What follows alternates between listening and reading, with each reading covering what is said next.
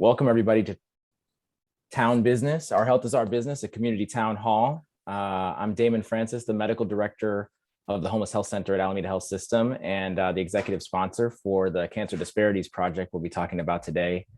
Happy Black History Month. I could say that for a few more hours. It's really great to be here with you all today.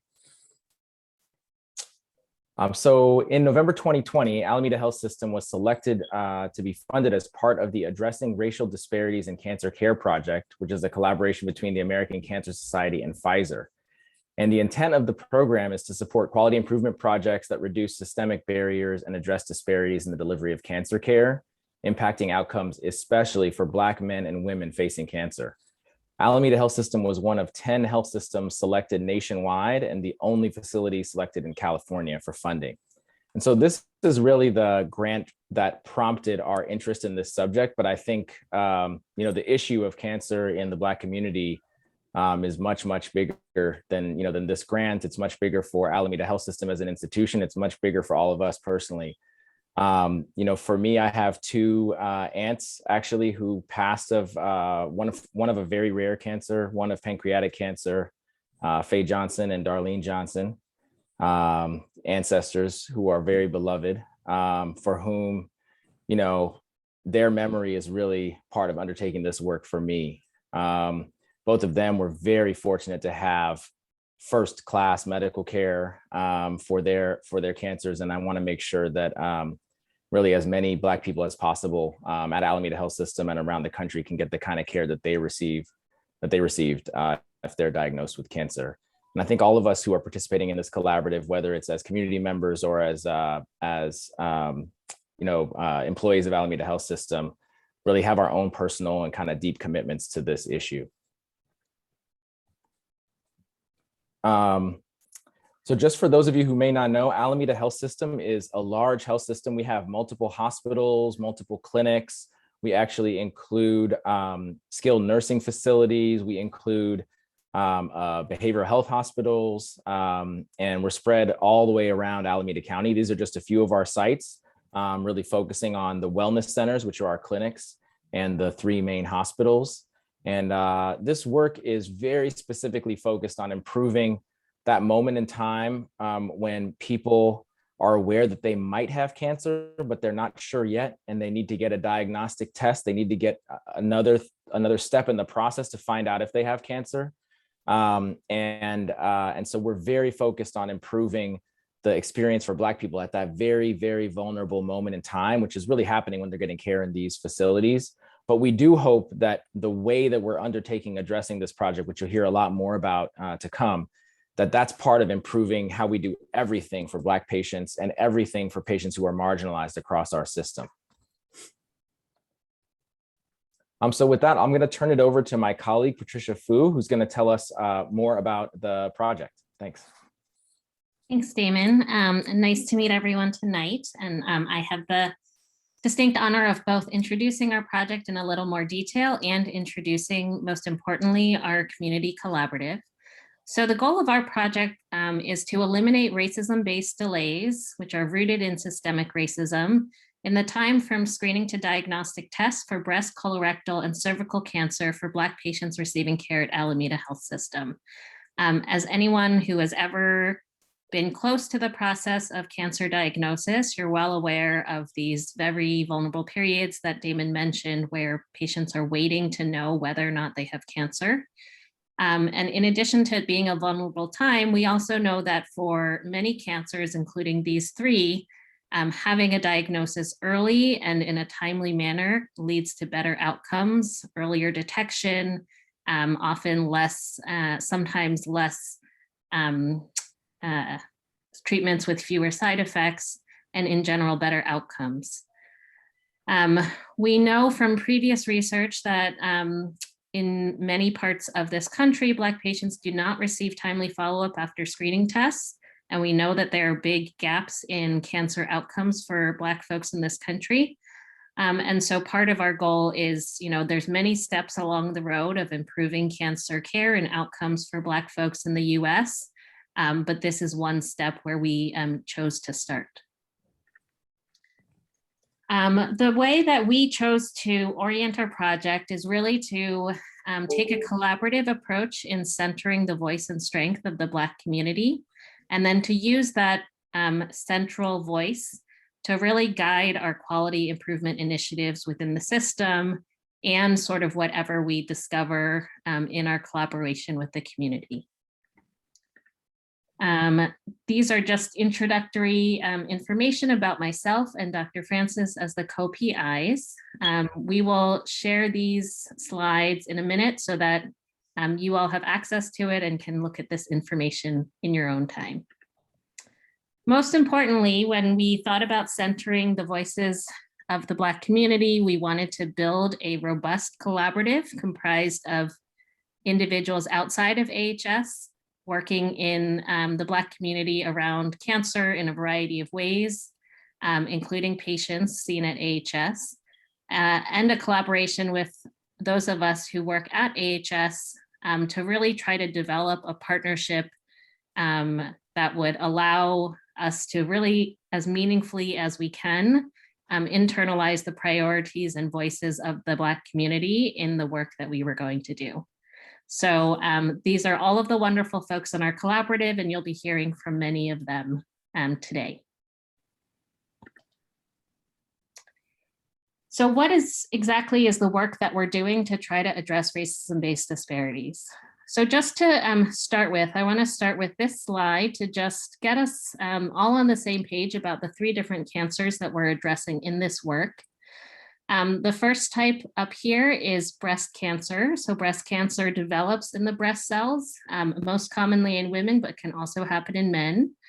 And it progresses in stages. So sometimes breast cancers are developed by people who notice lumps in their breasts, and there's a variety of different ways in which it can present.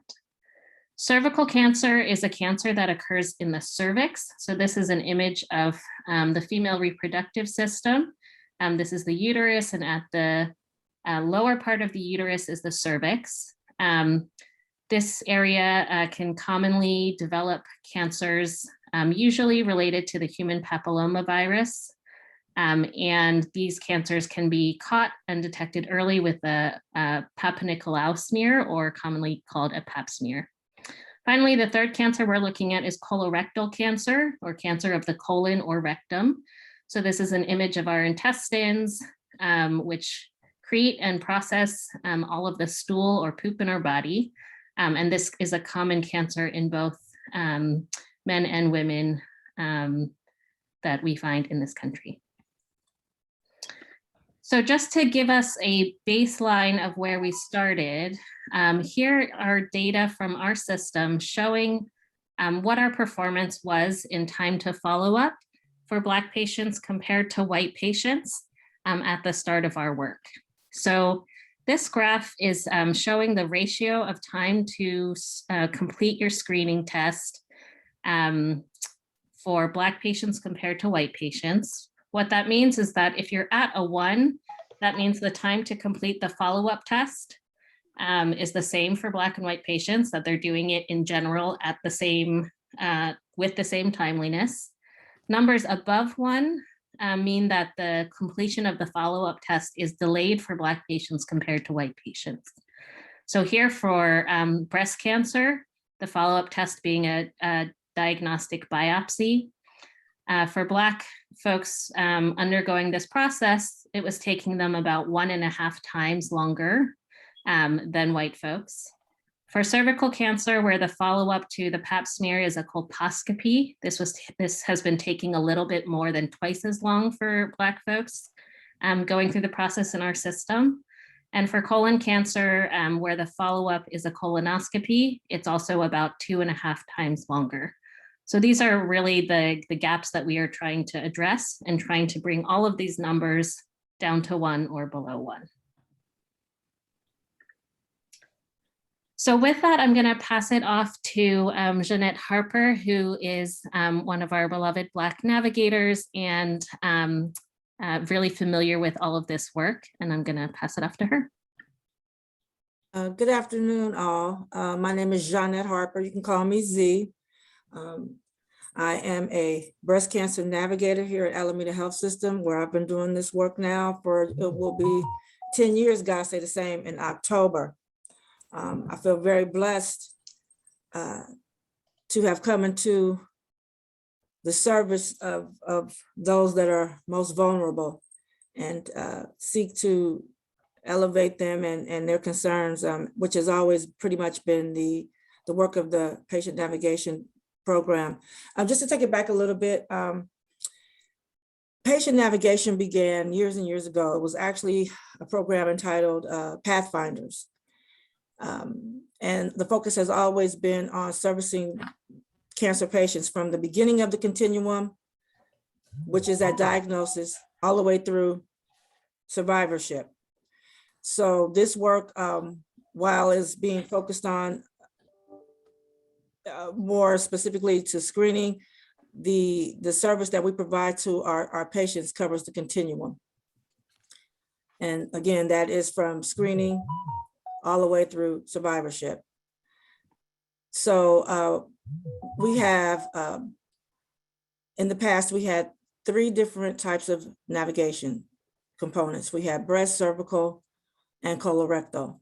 And this work hopefully will allow us to really focus in on those types of cancers and to continue to provide the assistance that's necessary. Breast, colorectal, and cervical cancer are leading and inequitable causes of cancer mortality among Black and African-American persons in the United States. In Alameda County, cancer is the leading cause of death, with Black residents experiencing a higher incidence of breast, colorectal, and cervical cancer than the county's average. Prior research has found that Black patients are more likely to have delayed follow-up to abnormal cancer screenings. These delays are indicated to contribute to later disease presentation and greater mortality for Black persons.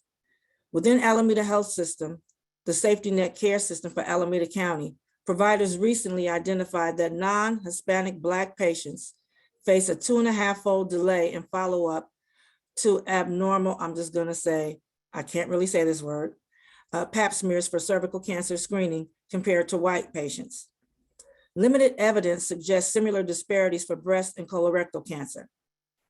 Alameda Health System aims to reduce these disparities in diagnostic delays for breast, cervical, and colorectal cancer by addressing systemic racism in the delivery of AHS's cancer care through a data-driven and evidence-based quality improvement initiative.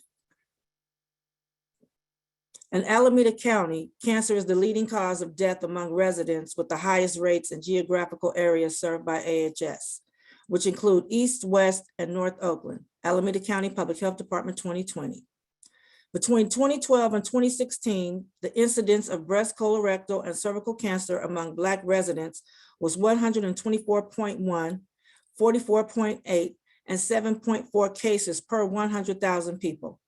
These rates for Black residents are higher than rates for white residents for colorectal and cervical cancer, and higher than the overall incidence across all racial and ethnic groups for breast cancer. Next slide, please. Breast cancer, ain't I a woman? Sojourner Truth. Tatiana.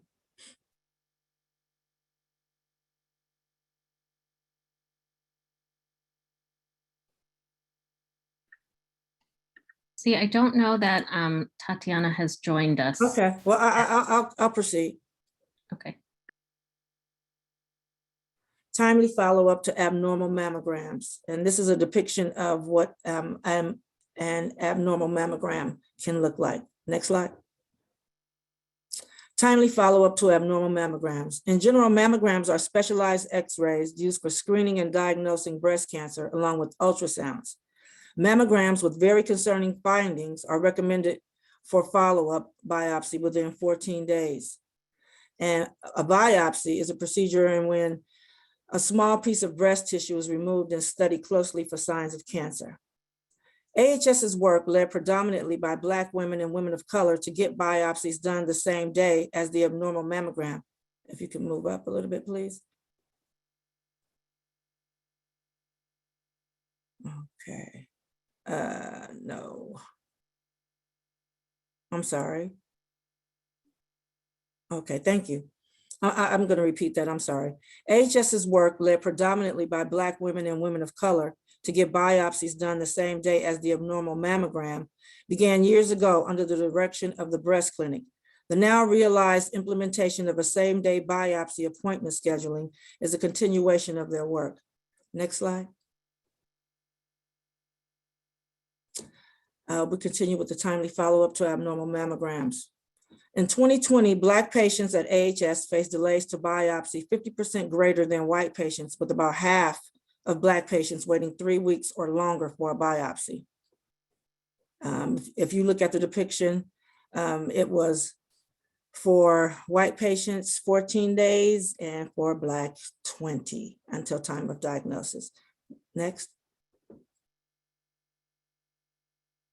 Right now, we started a new process for patients to schedule their biopsy immediately after completing their mammogram. The radiologist shares the result with the patient and gives patient pink sheet. And then the patient takes the pink sheet to the front desk and the appointment is scheduled. Next slide. This has improved the typical time to biopsy for Black patients from 20 days to 7. Next slide. Cervical cancer. All right, cervical cancer. So cervical cancer, there were a lot of different causes of inequitable outcomes. And so part of what we did was really looking and going through trying to find the multitudes of them because there were so many. The next steps around this were really, prioritizing and implementing process improvements. But some of the stuff that we've done is really around, trying to do myth busting, reaching out and just rebuilding trust with the community and with patients, and really looking at the myriad of ways that just the earned mistrust with reproductive health in the system has really led to the inequitable outcomes. But it definitely is going to take quite a bit of work just with earned mistrust and making access and prioritizing here. So quite a bit of work to do still for cervical cancer. And then for colorectal cancer, the current condition, really, there's not a consistent process for ensuring patient-centered and timely completion of colonoscopies for patients with positive FIT screenings. So the current process allows really for a lot of racial inequities for the timely follow-up. We take a look, we just compared last year and then this year for the abnormal screening test to colonoscopy for our Black versus our white patients, and really can see that even without any of the work, it's been quite lopsided. And so you may say, oh, look, it's improved, but the reality is it didn't improve with any outcome and any real work put in that. And so it can easily just slide right back to where it was before. So there's no standardization to ensure that the inequities don't just immediately come back. And so most time, the variation, the time between when a colonoscopy is ordered and a patient has first been contacted, there's huge variation in that, and that causes a lot of the delays, and those could be really improved with increased capacity in the workforce. And then lack of completion, missed or canceled appointments with no consistent follow-up plans are also one of the big drivers. So you see that in the variety from year to year.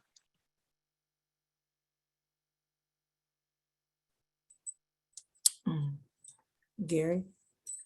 Oh, I think now we're going to turn to learning about some of our personal experiences and some of our patient experiences. I'm sorry, can we just read the caption? I am a man before transitioning.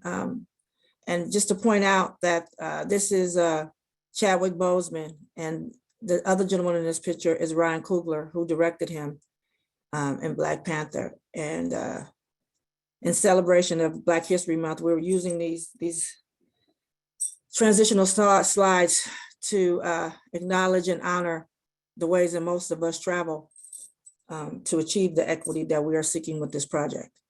Thank you.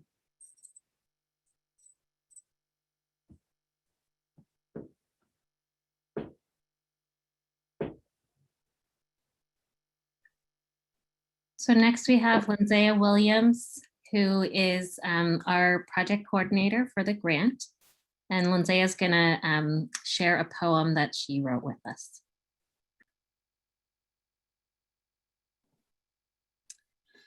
Good evening, everybody. I am going to read this poem. It is about my grandmother who passed away from cancer in like 2013. So this is in honor of her. And I named it Big Mama's Wisdom. My big mama taught me strength with her silence. She gave me direction with her eyes and unwavering confidence in my next steps with just a nod and a smile. She trained me to be strong by her actions, and that's the kind of guidance that I live on today. The kind that doesn't have to do too much. The kind that's honest and truthful by default, never having to say a word. In my first year of college, I found out my big mama had cancer. It was quite a shock to me. Not only did she have it, she had been surviving it 20 years prior to me even being born. The doctors told her she didn't have long to live before I was born, and yet she was able to instill so much greatness in me. Fast forward a couple years into college, and I had a cancer scare. The doctors told me they didn't know what it was, but let's test to be sure. And in the meantime, let's put you on a schedule to burn the cells anyway. So perplexed by my questions, but so sure of what my next step should be, I fell into a silence. My silence was agitated for a moment, but then it became still, and I remembered my big mama's silence. Her nod and her smile. Listen to those memories and the significance to me. I remember all the years she was with me when the doctors told her she wouldn't be, all the things she did teach me on account of God's timing. My life lessons with her came full circle once again. Here I am being guided by her superpowers again. My love for her, and her time spent with God, praying over her grandchildren and great-grandchildren, has kept me healed once again.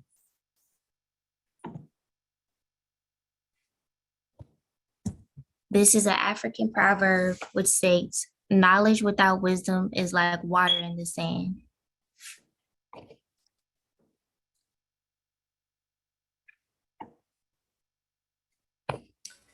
Okay, thank you for that wonderful poem, Lanzea. So my name is Ijama, and we have been working with the AHS and Alameda Health System with cancer screening and patient equity, trying to figure out what exactly has been going on in our community and how we can actually address it.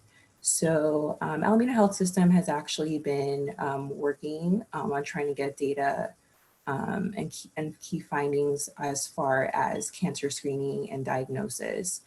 And throughout the studies that have been done for years and years within Alameda Health System, it was found that Black patients actually had a higher incidence of cancer, specifically in relation to cervical cancer, colorectal cancer, and breast cancer. And so what we wanted to do is figure out the why. Why is this happening and how we can better address it to reduce these disparities.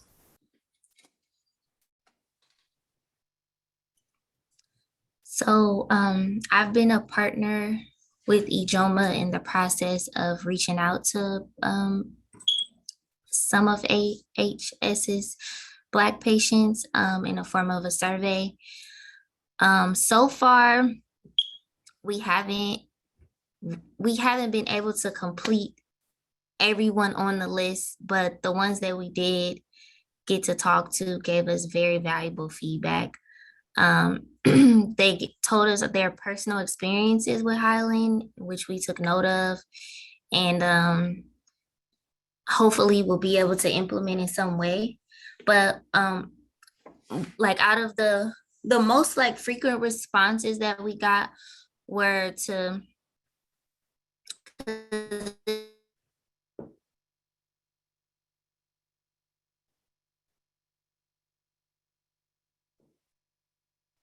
Uh-oh. I think we may be having a little bit of a technical glitch, Lindsaya. Ijoma, And they would like to be able to get to their doctor's appointments on the weekends.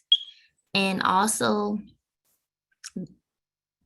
some of the patients, they requested more Black providers, just in the sense of maybe being more relatable, because maybe even though a question could come across as a basic question, it might be felt differently from someone that looked like them. That's kind of what I got from it. And then more community involvement and education about the cancers, how they're developed, where they come from, and more ways other than medicine, more like holistic health, on how to maybe make it smaller or clean your cells better, or how to get rid of it without like undergoing like harsh chemo or things like that. So that's what we've gotten so far.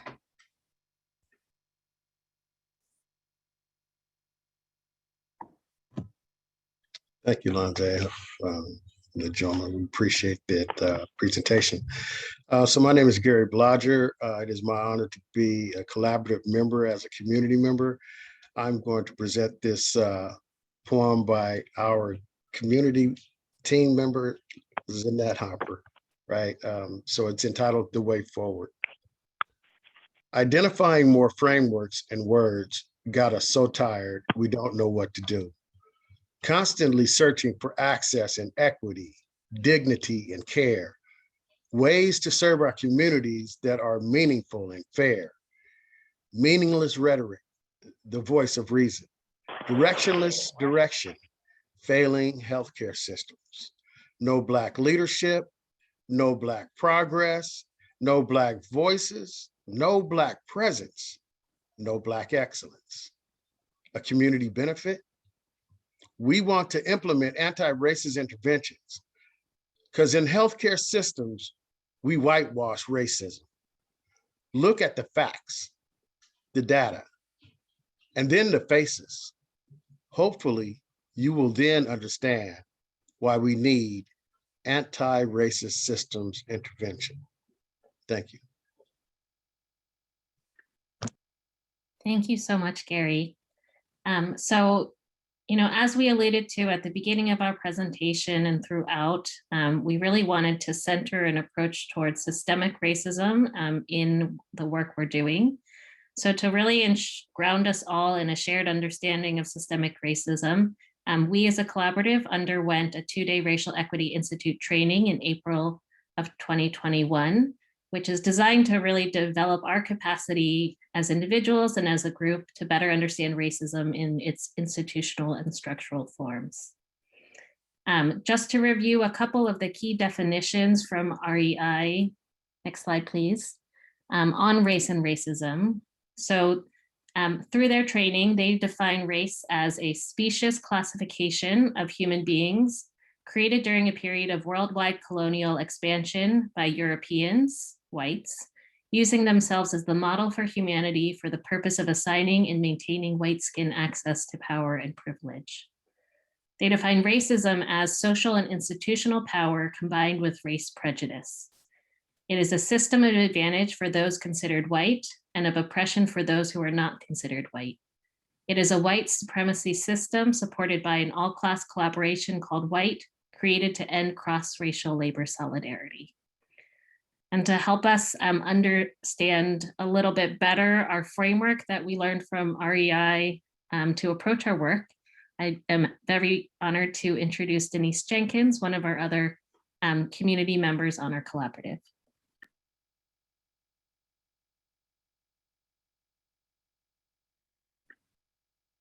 You're still on mute, Denise. Oh, still unmute. Can you find an unmute button on your computer or phone?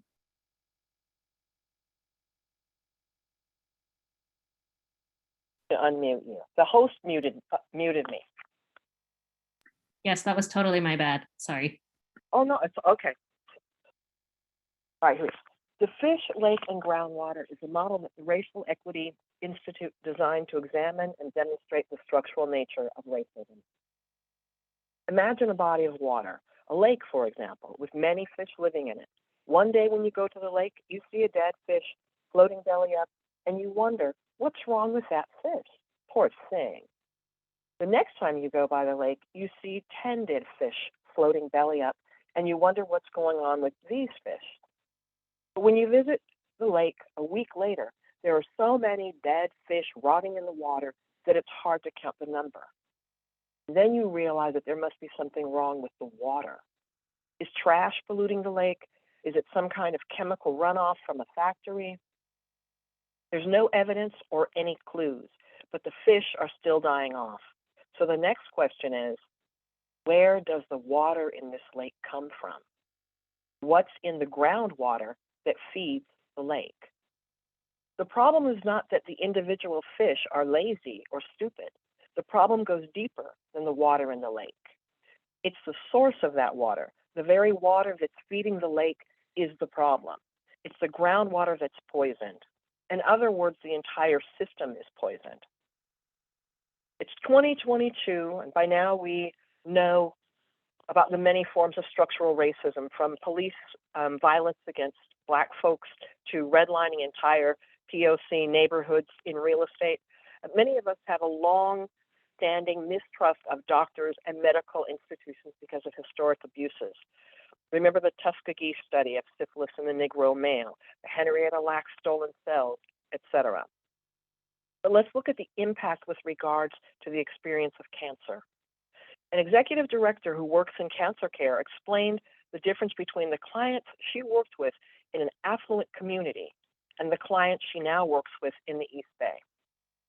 She said that in Walnut Creek, the clients who came in for cancer care had one main concern: their cancer. Her clients in the East Bay seeking support are, of course, worried about their cancer and whether they can get time off work to go to their doctor's appointments, and if they can find childcare if they're hospitalized, and how many buses they'll have to take in order to get to the doctor's appointment, and how to pay rent if chemo treatments make them too sick to go to work, and the list goes on. Sociologist Ruha Benjamin conceptualized informed refusal versus informed consent as a way to understand why Black patients may refuse to enroll in research studies and potentially life-saving critical trials due to the history of exploitation, marginalization, and disempowerment many Black people have experienced in medical settings. These are some of the many disparities that we're working to address.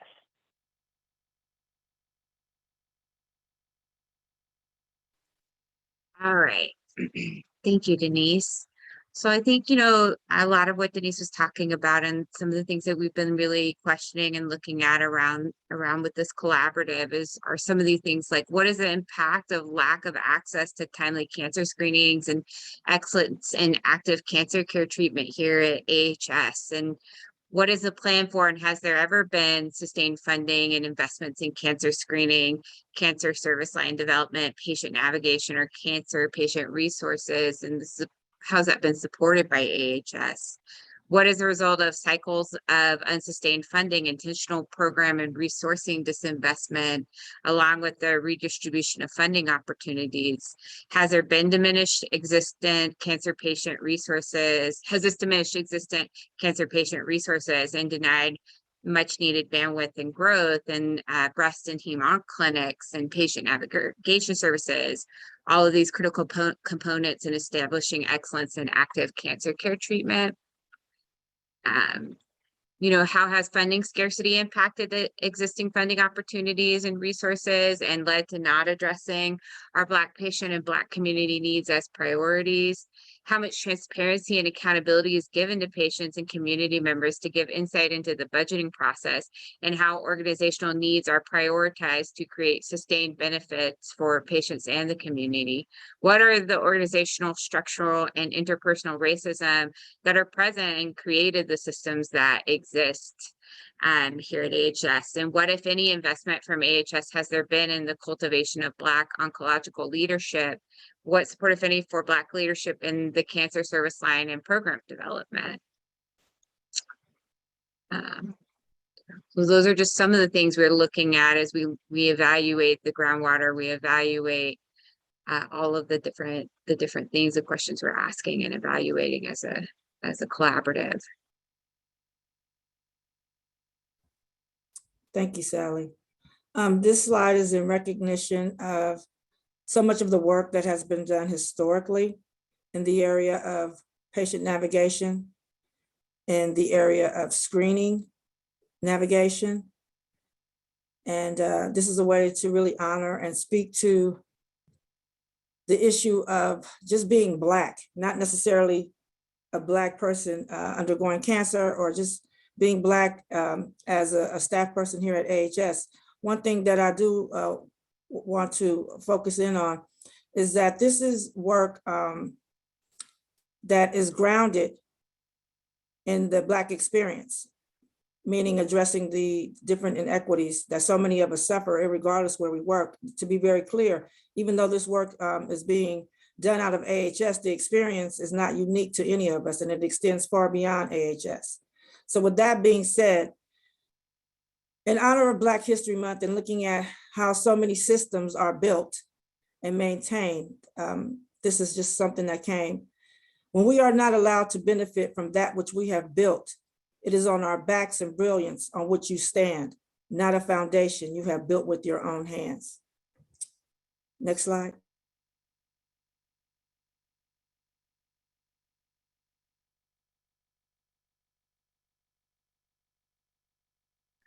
See, I think you hit mute.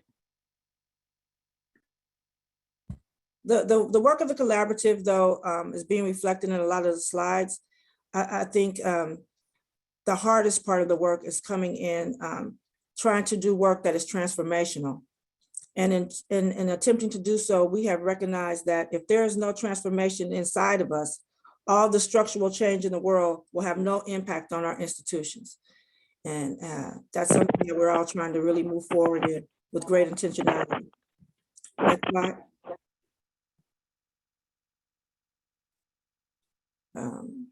Denise, did you want me to do it or you want to do it?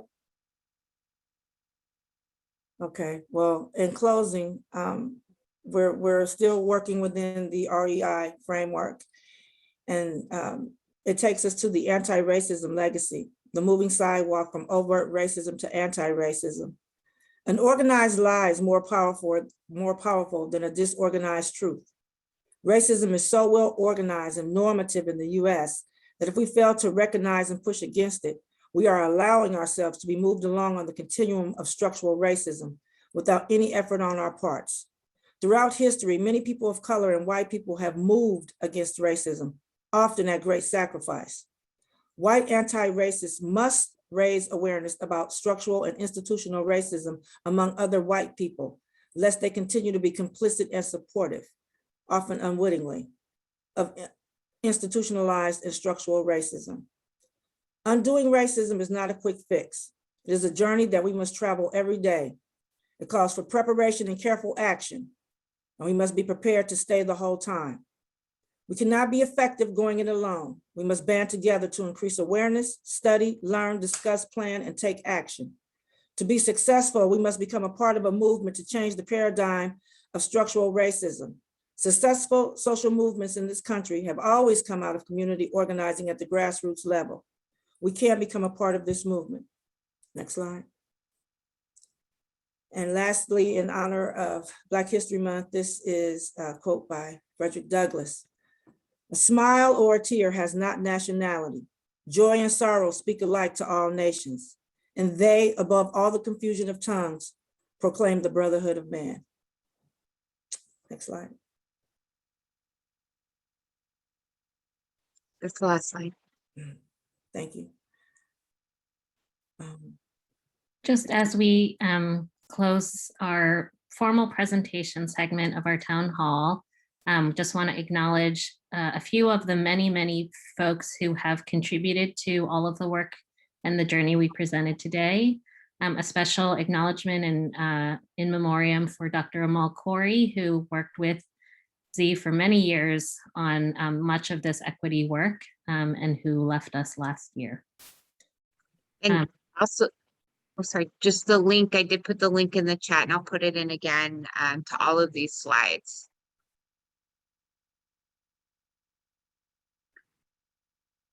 Thank you all so much for your attention, and we are now opening it up for questions, comments for our discussion portion.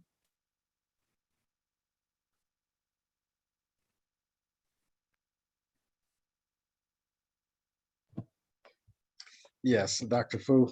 My question is, and again, from a community member perspective, but also as a collaborative, would you be so kind as to elaborate on the continuation of our work, that individuals will know the directions that we are moving towards?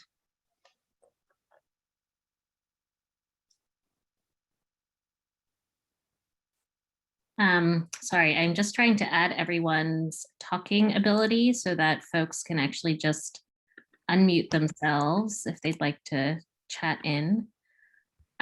So Gary, you were asking about what is the continuation of this work?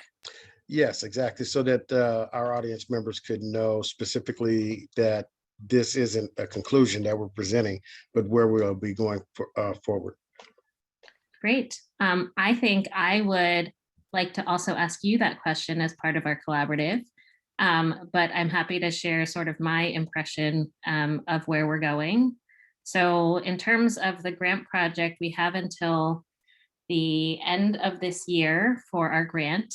So we have a lot more work to do this year. Part of the work that we're doing right now, which we didn't mention, is work through the Center for Care Interventions, Innovations, where a subset of our collaborative is really working intensively using learning sort of human-centered design principles and really trying to take a look at some of the fundamental questions about how we can build and rebuild trust between AHS and the Black community.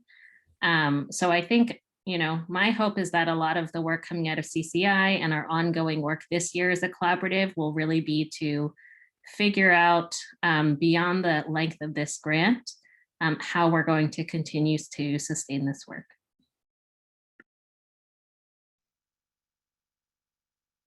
Brother Gary, you don't get off the hook. She asked you the same question back. Yeah, I was trying to get off the hook. So I totally appreciate the collaborative with regards to the intensity of the work that we are engaged in. I do want to express the fact that during the colorectal and the cervical presentation, there is still yet a lot of data and work that we will be doing with regards to Black patient experiences in that regard. As a collective, as a whole, I think the collaborative is really well centered around the REI work. And then again, the CCI work that Dr. Fu just mentioned is really expanding our capacity to get an understanding of how to work collaboratively together, and then to bring framework to the definition of the expansion of each particular cancer type, and then put it in the framework of this type of discussion. So again, the CCI work is very broad and very, you know, intentional with regards to us being able to work as a group. So that is what I'm most looking forward to. And then also to continue to collaborate with AHS and the community at large. And hopefully we can recruit others to come into the conversation, you know, from the community perspective, that we can have a broader community voice. So with that, I'm complete. I appreciate you.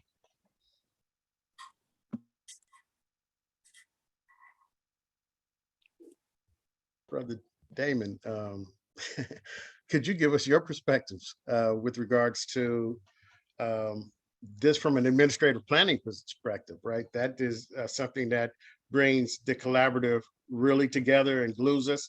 And I think this would be a great time to engage our audience in that regard. Absolutely. Yeah, I see a message also from Rob in the chat. He says he works for the cancer support community. Is there an opportunity for community-based nonprofit organizations like CSC to become involved in our efforts? And absolutely there is. So Rob, if you put your email in the chat, or if you signed up for the Eventbrite, you'll get some information after this meeting, and we'll figure out how we can get you involved. Gary, I think for me, the unique opportunity of this collaborative is around what Z presented. I think social movements, as Z said, they really originate and gain their energy from grassroots work. And inside of a healthcare system, that grassroots work is really at the level of grounding ourselves in the patient's experience and trying to solve problems from that perspective.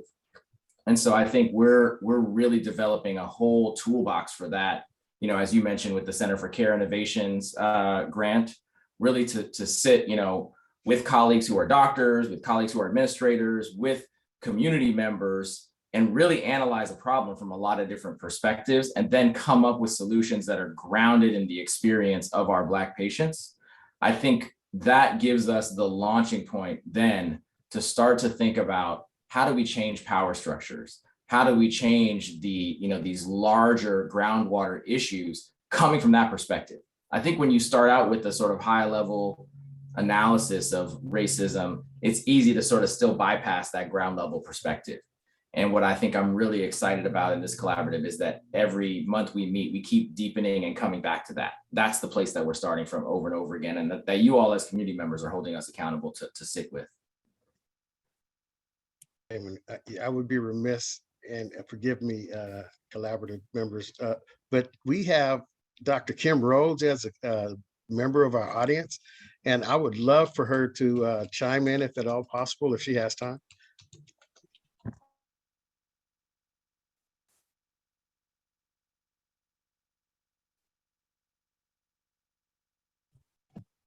And I know she is multitasking. I did receive a text from her. She is in multiple meetings.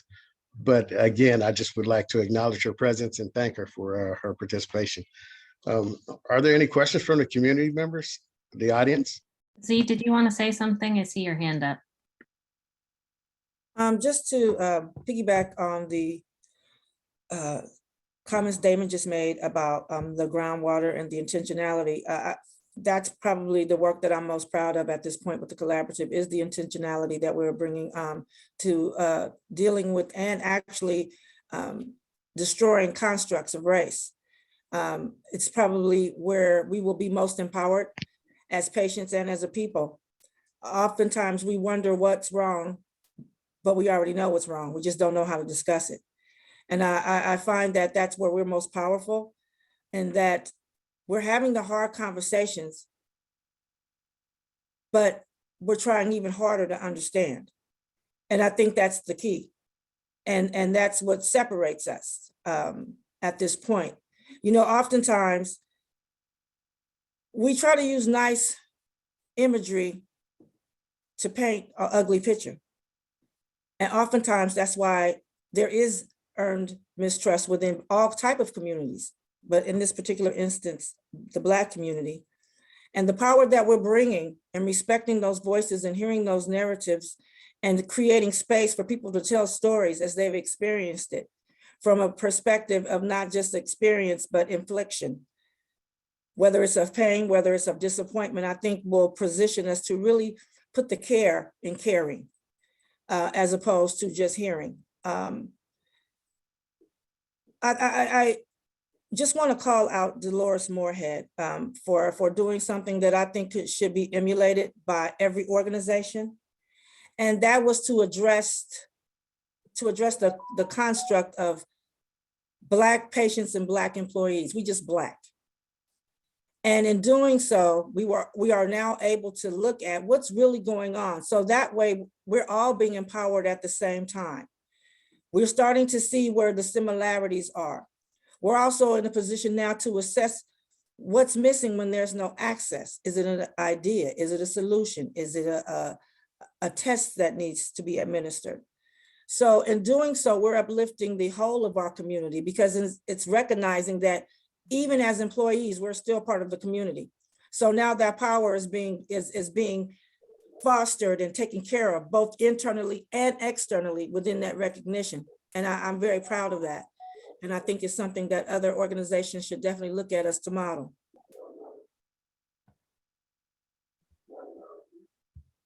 Thank you, Z. And Julie, I see you put a chat in. Julie Mixon is another member of our collaborative. Julie, I don't know if you wanted to share your comment out loud or share any of your other thoughts or reflections from our work together. No, I just want to say that this has been a good collaborative, and it's been really eye-opening, and I wish a lot more people could hear about what is going on, and about the disparities and the cancer screenings and all that. Yeah, I just wish that more people could hear about it.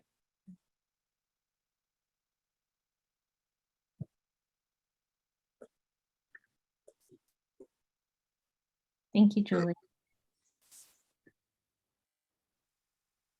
This is Kevin Smith. Can I jump in here?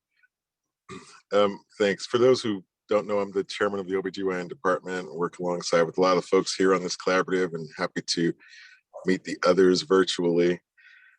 I mean, it's so heavy what we're talking about, and so big a lift, and I'm feeling that sense of heavy. It's important, and it's serious. But I do want to take a moment to celebrate the effort that this collaborative is making.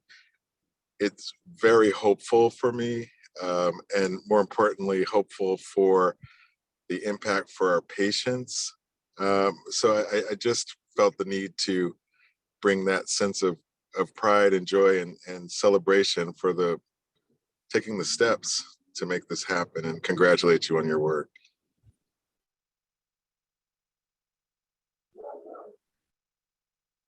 Thank you so much, Kevin, and for your partnership in all of this, and for naming the feelings that these are heavy topics that we've been talking about tonight. Hopefully intermixed with a sense of hope and really a celebration and love of the community.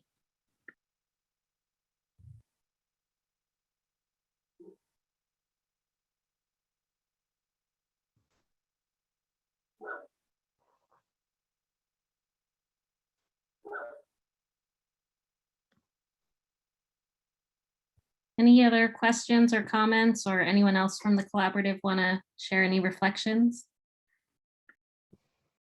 Hi, it's Jackie. I just wanted to say that I appreciate Kevin for saying that. One, I do appreciate you being a part, but two, just to hear from someone inside of the system say something positive, it truly means a lot to me, especially as a collaborator, and it kind of makes me feel like what we're doing is not unnoticed. I mean, I know it's a big system, but just to hear somebody from the system say something like that, it just truly makes me feel like we are heading in the right direction. I know it's a big task, but it makes me feel like we're heading in the right direction. So thank you, Mr. Smith. I've never been called part of the system before. I got to chew on that. But please know, Miss Jackie, that we are on the same team. Thank you. You know, and hopefully through the work of this collaborative, that these type of topics cannot just be a one-off. And we know that a lot of discussion has been had prior to this collaborative coming together, but moving forward, how do we bring continuity to the discussion that the Black community is not forgotten in the progression of treatment, navigation, screening, because a lot of the cultural aspects may not be put into the clinical processes, and where do we make that part of the discussion to have equity and have the transferability to bring the statistics and the data, to a balanced norm. There should be no disparities and discrepancies with regards to treatment of same cancer types, regardless to ethnicities. So how do we, again, keep this conversation moving forward and keep it relevant as it is to not just a patient experience, not just a community member experience, from an administrative and collective medical care treatment perspective? How do we keep it relevant in all of those aspects and all of those circles? Is a challenge, and one at which the collaborative is part of trying to identify. Just a personal thought.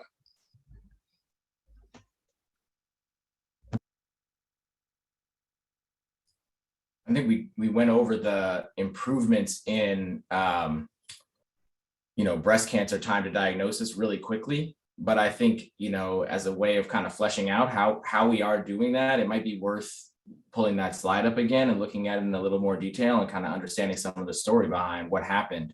I think it's really interesting the way that was presented. Z let us know that was something that we had done years ago in this system, and that had been suggested by frontline providers who had the voice at that time.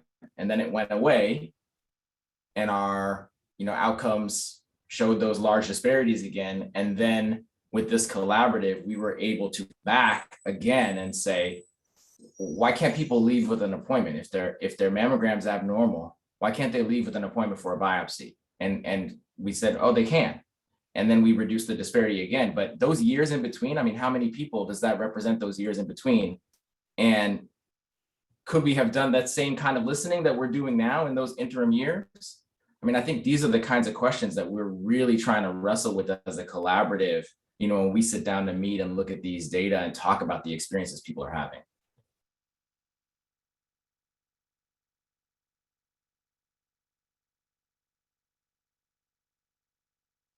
I mean, I think about, my aunts who died of cancer, and I'm thinking about them sitting there for 20 days versus for 7 days, trying to figure out if they have cancer and who's with them in the world to fight it, right?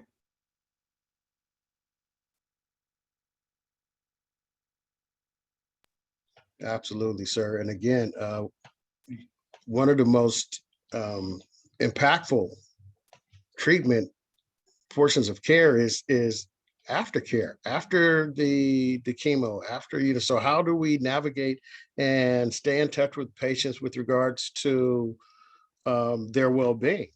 And then how do we turn those patients from an AHS perspective into mentors for incoming patients, whereas they can be able to provide culturally based, relevant plans of care and treatment, and then awareness to the systematic processes that they're about to encounter.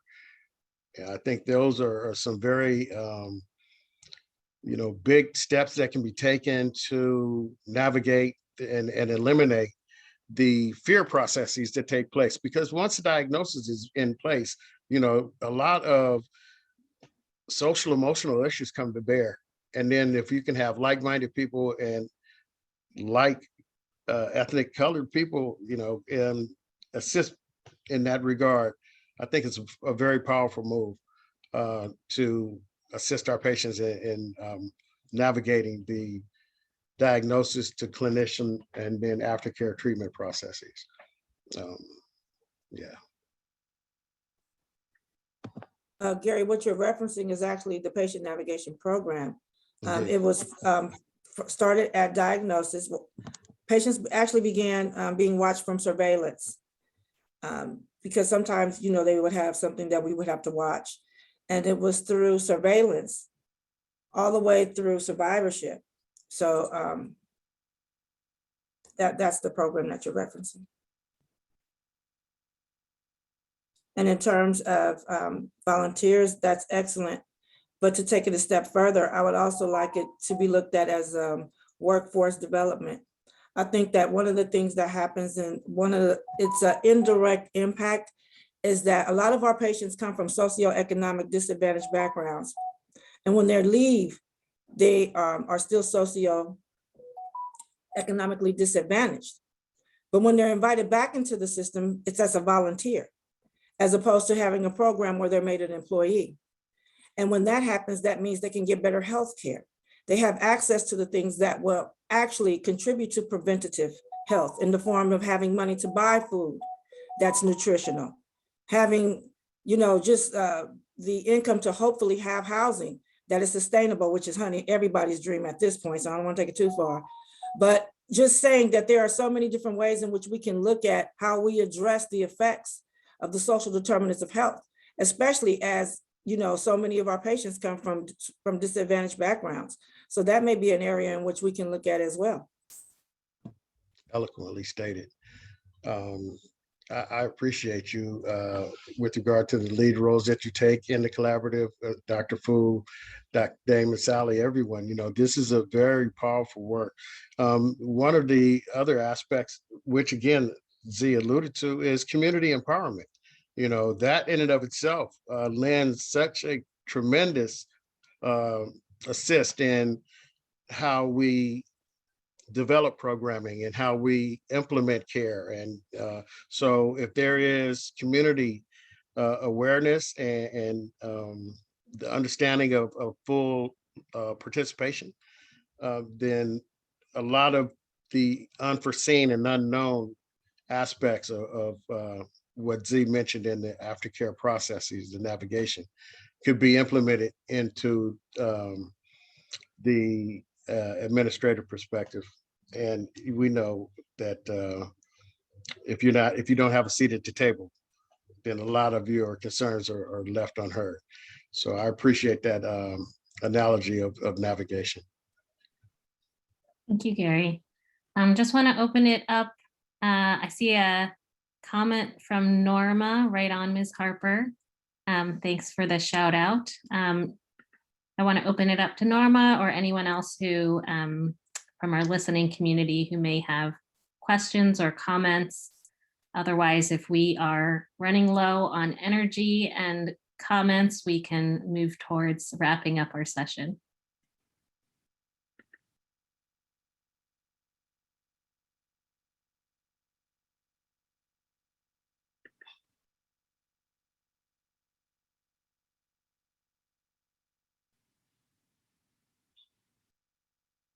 That might be the low energy response. Low blood sugar.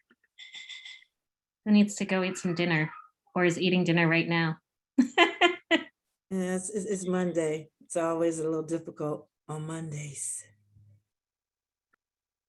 Oh, and Damon just let me know that some folks who joined later did not get microphones. Sorry, Norma.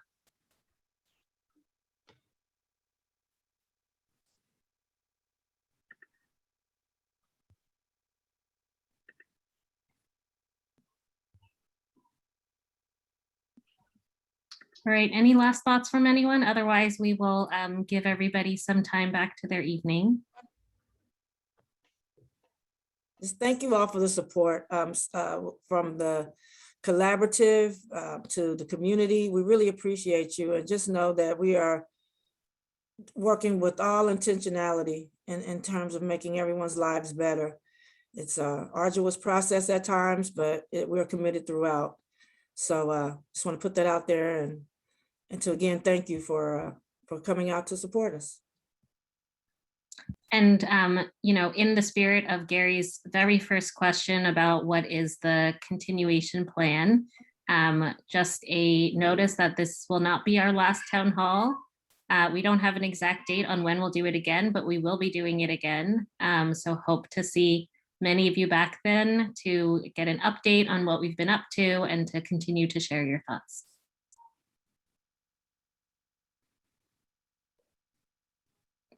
Thank you all for coming. Truly appreciate your presence. Have a wonderful evening, everyone. Good evening.